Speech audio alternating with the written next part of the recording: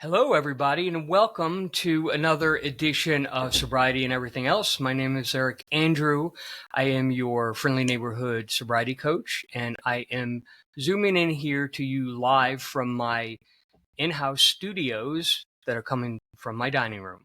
Yes, we spare no expense here at Sobriety and Everything Else. So today, I want to kind of right up front say this might be a little bit longer podcast.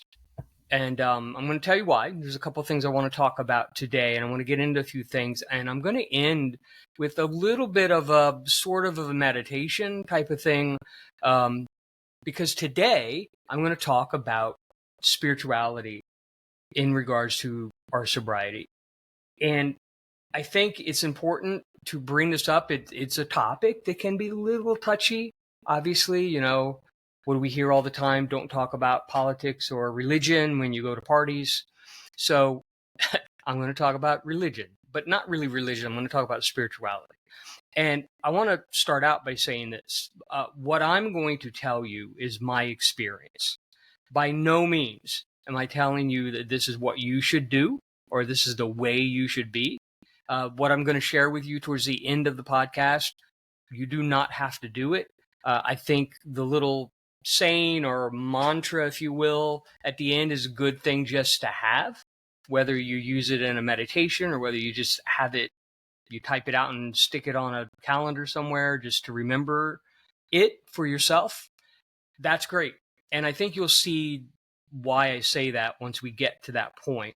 So please don't take any of this of like, oh, well, he's preaching to us and telling us we need to think this way and be this way about spirituality. No. And in fact, I'm not even going to get into how I got to the place that I'm in because I don't really think is relevant. I think what's more relevant is what the message is and the message for me in sobriety. So let's get started. And the first thing I want to start off with, and kind of what got me to this idea, is last week I had the wonderful opportunity to, and unfortunately, I'm going to have to use my glasses because I have to look at my notes. I had an opportunity to be interviewed for a podcast, a new up and coming podcast. It's called Reckless Optimist. And I'm going to drop all this stuff into the little box at the bottom when you guys come on. And she also, Megan Popp is the one who does this. I hope I got the last name right, Megan. But Megan and I know each other from a sobriety group that we were both in for a while. And ironically enough, we really never met during that time period that we were in that group. Actually, towards the end of my time in there was when I recognized and started noticing her a little bit more, but I never really got to hear her speak. I did hear a couple of, she'd been on a couple of podcasts, not just for that group, but with other groups along the way. So I had heard her speak a little bit, but didn't know a whole lot about her. Kind of had made a connection through Facebook with her, especially because I was doing a podcast as well. And she's a runner and I like to run. And I thought we had some connection on that level, for sure. And I had sent her a link to the podcast at one point in time, and she reached out and she said, hey, I'd love to interview you. Would you like to come on to my podcast? So I did that last week. It is called The Reckless Optimist. And again, her name is Megan Popp, Popp, right? And she, I'm going to give you the YouTube link, but you can also go on anywhere you get podcasts and listen to her on there as well. So anyway, being a podcast host, I haven't really hosted anybody on here, but being a podcast host, although I'm the only one doing the talking, I guess, but hosting myself and being into this world of podcasting and getting involved with her was a lot of fun because I got a chance to see somebody else work and what they were doing and how they were doing it. And we had a great conversation, a lot of great talking about podcasting, talking about sobriety. I told most of my story or a big chunk of my story. We talked about some other things in regards to the sobriety world and recovery in general. It was a lot of fun. Had a good time. It has not dropped yet, my episode, but there's other episodes that have. My understanding is going to be dropping sometime this first part of May. So maybe next week or whatever. I will definitely let you all know the next time that I drop my own podcast, because at that point I should know 2 weeks from now, right? All right. So, but here's the thing. So here I am in sobriety and recovery. And listen, I haven't done all of this perfectly at all. And I'm sure, many of us kind of go through these different things. And one thing that really hits home for me is a really strong reminder that I have to still work, and not just work in the world of sobriety and in the world of recovery in terms of not drinking or using, but to work on myself. And one of the things, I call this podcast Sobriety and Everything Else. And the everything else is all the things that make me up as a human, and all the realizations and all of that I am far from perfect. And I don't do everything right. And there's a lot of things that I need to work on. And a lot of things I wasn't working on because I was involved in my addiction. And that was taking front and center. I was looking to numb out so I didn't have to feel things. I was looking to numb out so I didn't have to work at anything. It was much easier to play the victim than it was to actually dig in and do the work that was necessary to become better, a better friend, a better, boyfriend, a better, coworker, a better employee. There's work involved in that. And that goes for all of us, right? None of us get a chance to really just say, oh, well, I don't really have to work at this. It'll just all come easy. We all have to work at it. So the beauty of recovery was, as I got into recovery, as I would come up to these things that were going on in my life, I realized that I had to work. And one big thing that is still to this day shows up is this idea of perfectionism. Wanting to be the best, wanting to be perfect, not wanting to feel less than somebody else. So, whenever I see somebody doing something and I'm doing, and if they're doing a little bit more, then I feel like I got to push myself to get to that level, because I got to be at least equal with what they're putting out and producing. And this thing comes up, lo and behold, probably a lot. The difference now is, when I was in my addiction and it would pop up, I would panic and I would immediately start doing things to try to get myself up to speed with everybody else. And what that panic was, I don't know. I think it might have been more of that I wouldn't be accepted, or that I, in terms of a job, I wouldn't have a job, whatever else. And I've learned in time that I don't need to do that anymore, and that where I'm at is okay. And where I'm at is exactly right where I'm supposed to be, and exactly right where what I'm doing. But without all that said, it does not mean it doesn't pop up. So here's the drill. So I go on Megan's podcast, and it was a great time. I had a good time with her, a wonderful time having a great conversation about sobriety.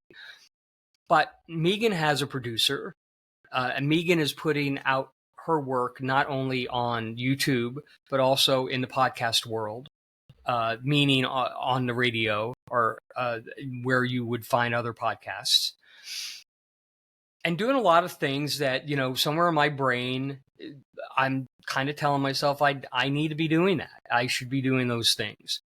And, the beauty of having a producer is you have somebody that is probably editing your work and helping you bring in people and setting up that all of that kind of work, is also helping you design, like the pre-show things, the pieces you're going to put out as teasers and all that kind of stuff, and probably doing a lot of that legwork for you.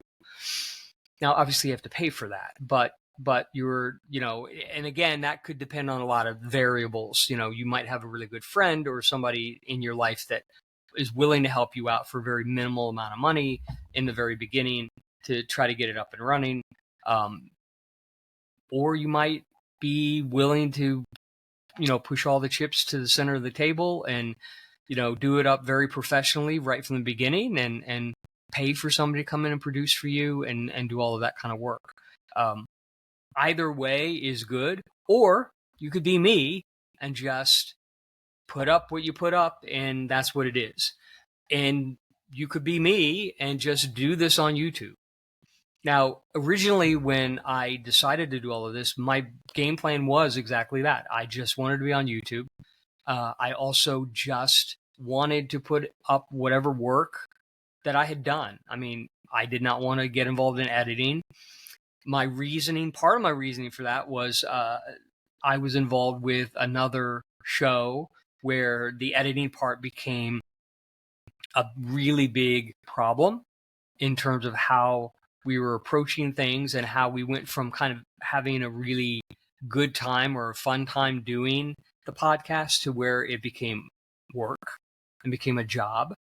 And it was getting tough, and it was really difficult. And not that I wouldn't have done the work, but it created a situation that kind of caused myself and this other person to part ways. And I mean, there were other variables, probably more important variables that played a role in that as well, but we just never were able to bring it back together once it split. So when I came into this, I wanted to make sure that I had fun with it and that it was just about me getting on here and talking to you guys about some stuff and just seeing, hopefully it touches somebody in some way and gives them some information and thoughts or maybe even advice on how to move forward in their own sobriety and their own journey. That's the goal, and that's always been the goal.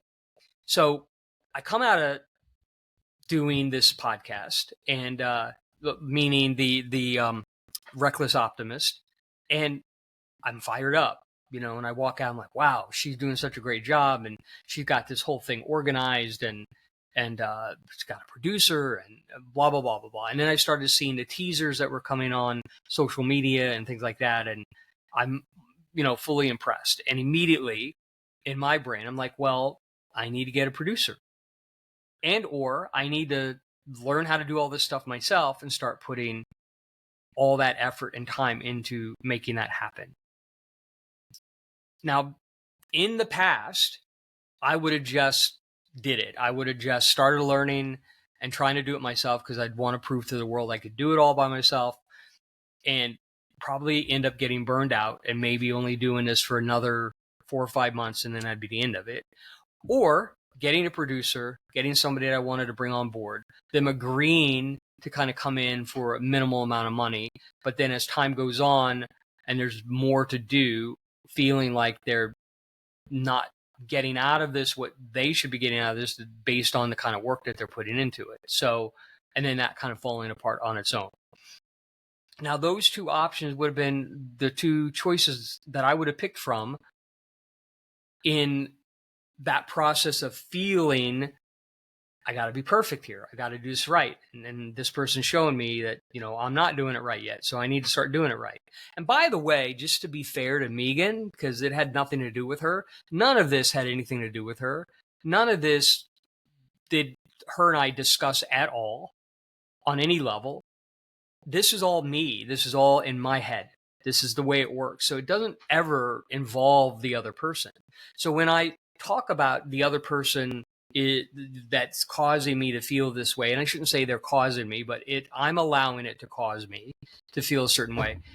They have no idea. And if she happens to listen to this, she will have an idea. Sorry, Megan, but I'm trying to make a point here. So if you listen with everybody else, you will learn the point. So back to what I was saying. So in the old days, I would have picked one of those two choices and probably burned myself out in one way or the other. The other choice was to listen and to reach out. And so I did that. So before I made any choice, I reached out to a very, very close friend of mine that I truly trust. Actually, she's my ex-wife, and we get along really, really well. And I do trust her. She's somebody who's not going to steer me wrong. She's known a lot about this from the beginning, along with my writing. She's also does writing as well, and we kind of share back and forth. stuff that we're doing and try to be supportive of each other. And I knew she wouldn't steer me wrong. So I asked her, I said, here's what I'm thinking. This is what I'm thinking about doing. What do you think about me moving forward with that? And she brought up a really good point. And her point was, I think that you should think about this. I think you should maybe sleep on it. Because remember, if you do this, this is going to be a lot of extra work. And if you decide to do this, this may mean that you might have to walk away. And she listed a couple of things that I'm doing right now that I really want to be doing, that I might have to either cut completely loose or have them take a really strong backseat. So I thought a lot about that, and I slept on it, and I thought about it through a little bit more. And I really kind of came to this place of like, am I happy with the way things are right now?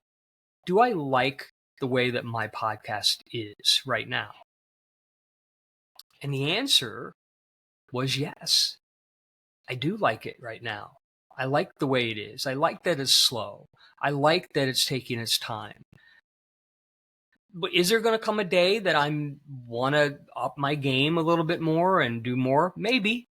I mean, I'm not telling you that's not an option. It probably is an option, but not right now.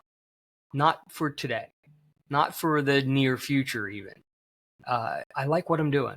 I like doing this. I want it to be fun. I want to continue to have an interest in bringing topics to you and get up here and do this thing. I like doing it every other week. I like, if I need to take a week off because I'm busy with something, I just take a week off. I'm okay with all of that. And I think that's, an important place to be. And I think it's an important place to be not only for this idea that I'm doing right now with the podcast, but with everything.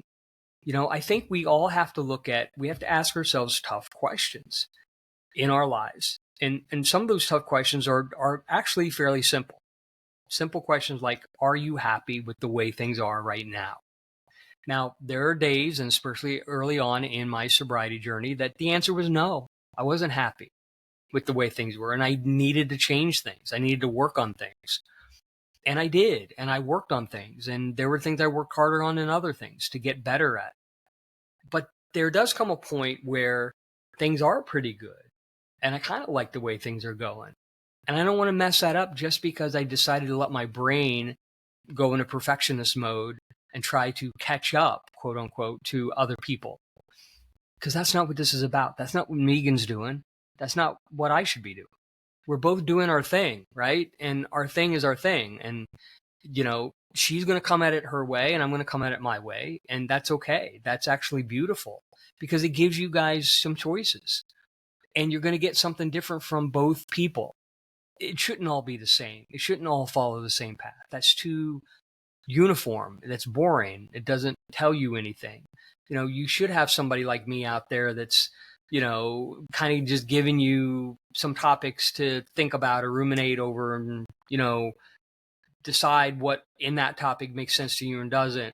And keep it simple and short and sweet and no editing going on and all of that. And then you need people like Megan, who is producing a really strong product, doing interviews with people where they're talking about their story, what they've gone through in their life, and then delving into different aspects of that story.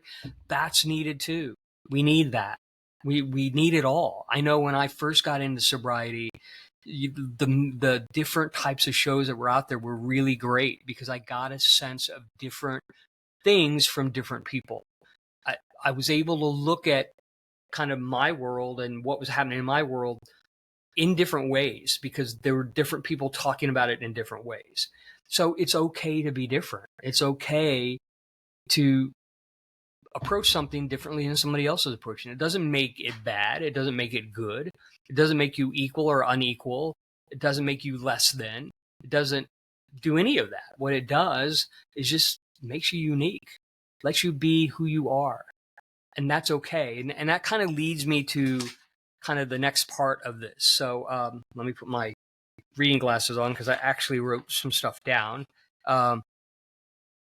So there's Reckless Optimist that's by Megan Popp. And I would highly encourage all of you to go out and listen to her podcast. It's great. She's got 3 or 4 episodes up right now. She's talking about dropping 2 episodes a week. So pretty soon there's going to be a ton of content out there from her that you're going to be able to listen to. So please get out and check it out. Another person that I listen to a lot, and she has a podcast. She also has a website. I'm actually going to drop the website and the podcast into the notes below, is a woman by the name of Tara Brach. And Tara Brach is a Buddhist teacher, especially in Buddhist meditation. And she wrote a book called Radical Acceptance.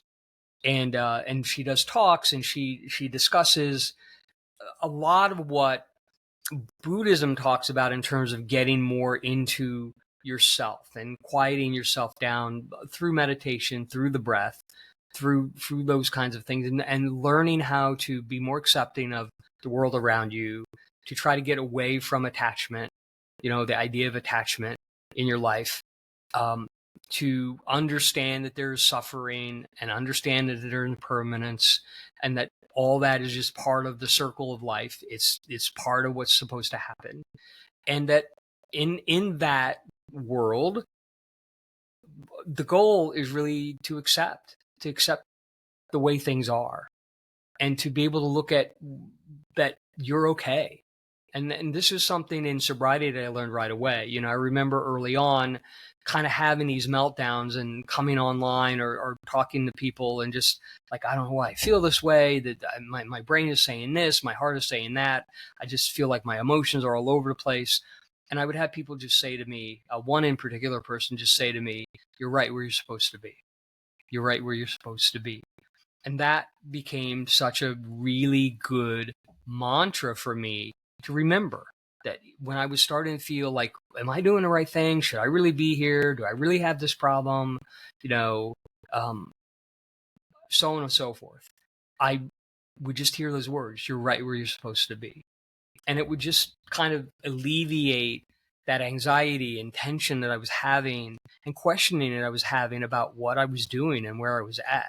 So Tara Brach is great about bringing that up and bringing that back up into my brain a lot, in terms of remembering that a lot of this is just me needing to accept what's going on around me, including the idea of just being me and not having to try to live up to something that's in my brain about perfection. So a couple things that I wanted to bring up. So one of the things some things I wrote down was that I wanted to understand my own peace, being okay with where I'm at, so you're right where you're supposed to be, being okay with where I'm at and being peaceful in that. Listen, this is not this idea of life. So let's just not even talk about sobriety. Let's talk about life. This idea of life is a journey that's supposed to just be taken in and enjoyed. And it's not a race. It's not a sprint. There's not an end result. All these things at the end of your life, all these things that you do, all these things that you say, all these things that you buy or have, none of this goes with you in the end. None of it. You leave the same way you came in. You leave the same way you came in. So the one thing that is still here would be what people remember you for. What was great about you as a person. So maybe that is, your laugh, or maybe that's your compassion, or maybe that is something you wrote down that makes a lot of sense to people. That could be a book, that could be a poem, that could be, something you said to somebody somewhere down the road, and you wrote it down and sent it to them, and they kept it because it meant so much to them, and they remember you by that. So how you remembered is really what's more important.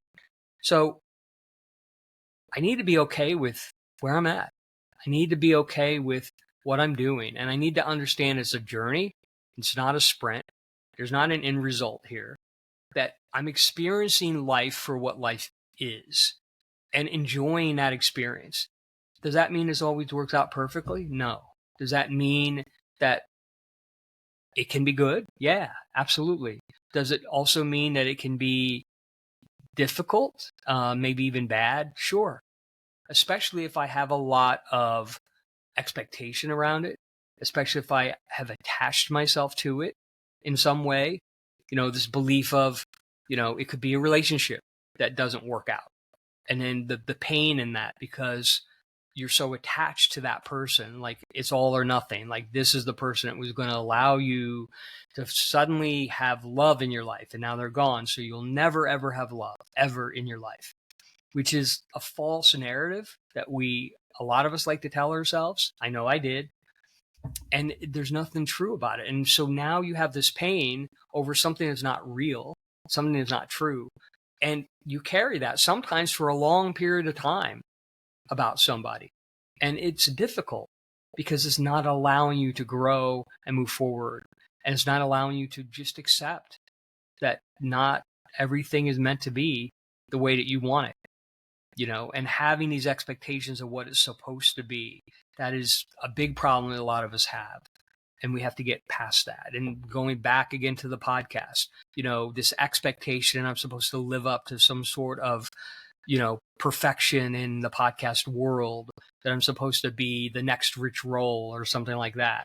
That's not what this is about. This is just about me, a simple guy that wants to do a podcast about sobriety and everything else. And I do it every other week, and it's a YouTube podcast, and it is what it is, right? And that's okay. And I'm okay with that. I'm happy with that. So being okay with where I'm at. I don't need to compete, not even compete with me, not even push myself to a place like, well, I need to be doing this, I need to be doing that. Are there times that I should challenge myself? Absolutely, there are times that I should challenge myself. But is that every single time that I see something or watch somebody do something different? No. It's when it's right is when I should challenge myself. That's when it's right. So again, back to using the podcast as my foundation. Is there going to come a point in all of this where I may need to challenge myself, or I may want to challenge myself? That's probably more important. Yeah, sure. Absolutely. Is that time right now? I don't think so. I think that time's down the road somewhere. I don't know when. I think I'll just know. I don't know. Maybe I'll have a guest on and I'll just feel like that makes sense, and I want to keep doing that, and I want to make this a bigger thing. I might have somebody say something to me. Who knows? I don't know. All right. Another question is, am I happy and content with my journey and where I'm at? And I've kind of already talked about this, but I think it's a great question to ask yourself. Am I happy with where I'm at right now? Hopefully, most of us can say, yeah, I am. But if we're not, it doesn't mean it's the end of the world. It doesn't mean that because you're not happy, that you're some sort of loser, or that you can't get anything right or whatever. It just means that now it's time to do the work. What is the work that I need to do to be happier? What is it like when I decided to go into sobriety? At that moment, when I asked myself, am I happy with where I'm at right now? And the answer was no, I was not happy with where I'm at. So what was the solution? The first step in the solution was to stop drinking. That was the first step. And then from there, everything else starts to happen. And the rest of the work, whatever that might be, starts to come when it's supposed to come into that recovery opportunity. So it's one step at a time when we have to do the work, but there's also times when we can just say, I'm happy with where I'm at right now. Things are okay, or things are good even. So I want to keep that in mind. I hope that you can keep that in mind. The other thing, a mantra that I came up with that I thought would be good would be, so think about it from your perspective for yourself, and just like, even if you close your eyes and you could remember this, I am happy with my journey into blank. So fill in a blank. So I'm happy with my journey into my career. I'm happy with my journey into my sobriety. I'm happy with my journey into building relationships. I'm happy with whatever it might be.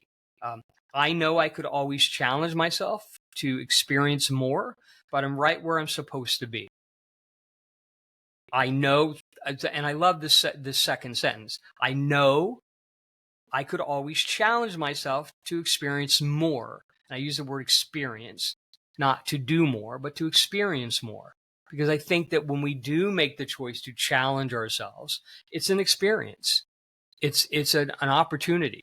It's not supposed to be, oh, I have to go do this. I have to climb that mountain because I got to get to the other side because that's where all the great stuff is. The great stuff's in the journey. The great stuff is climbing that mountain and figuring out what's the best way to climb it.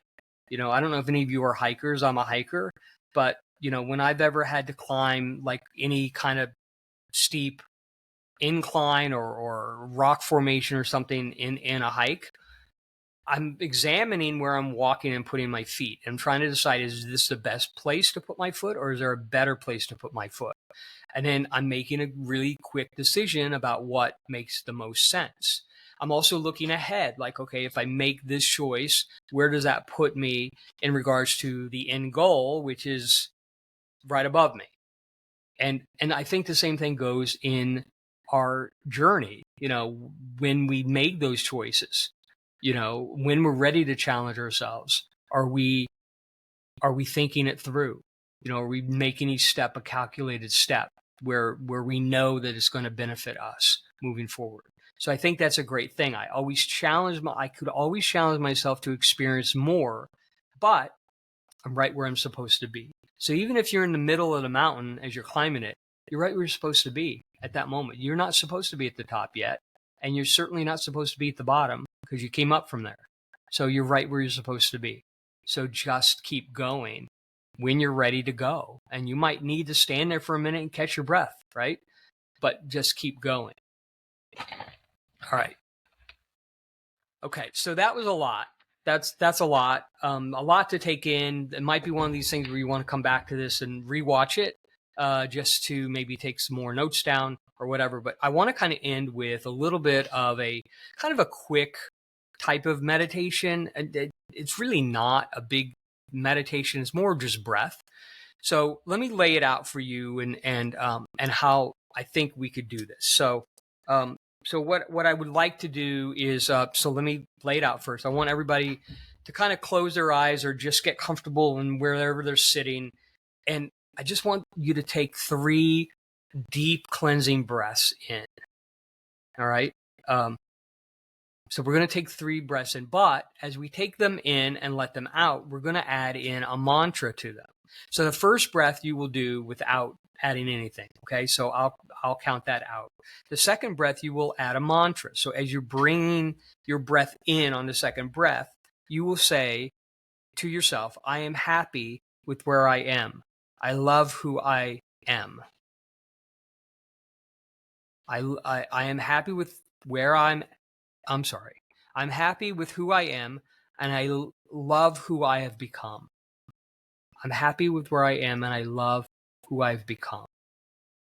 All right. Then on the out breath, I'm going to have you say, I am enough. I love who I've become. I am enough. I love who I've become.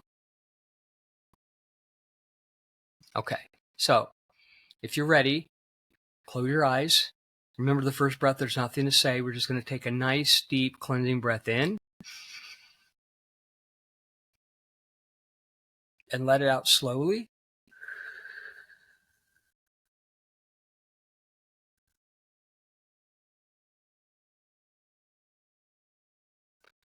Now, as we take the next breath in, as you're taking it in, I'm going to give you the mantra. I'm happy with who I am. I love who I've become. I'm happy with who I am. I love who I've become. Hold that breath at the top and then start to let out slowly. As you let it out slowly, I want you to say, I am enough. I love who I've become. I am enough. I love who I've become. Okay, so in my idea of this mantra or this process, you would do this 3 times. So you would take 3, you would do 1 cleansing breath and then 3 breaths with the mantras. The up breath with the mantra, the down breath with the mantra, 3 times, right? And you can go as slow as you would like to go. Some people do what they call a box breath. So box breath would be maybe on the count of 5 up, hold it at the top for 5, and then bring it down for 5. So at the top going up for 5, you're saying the first part of the mantra. At the top, you're just kind of meditating about what you said, I guess. And then as you're coming down on the bottom 5, you're saying the second part. Okay. So again, the first part is I am happy with who I've become. I love who I am. The second part is I am enough. I love who I've become. I am enough. I love who I've become.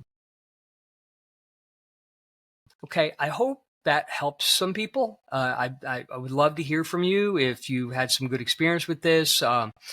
If you use this mantra, if it helps you out over the course of some time, it'd be great to hear from you and see where you're at with all of that. But anyway, the bottom line is be happy with where you're at. You're on a journey. The journey's going to take time. Bottom line is you're right where you're supposed to be. I love you guys. I will talk to you soon.